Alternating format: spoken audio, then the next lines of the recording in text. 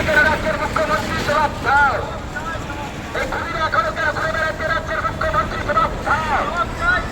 এই খুনিদের আড়াই করা হচ্ছে কেন রাজ্যের মুখ্যমন্ত্রী? জবাব দাও। এই জবাব চাইছে সিআইডি।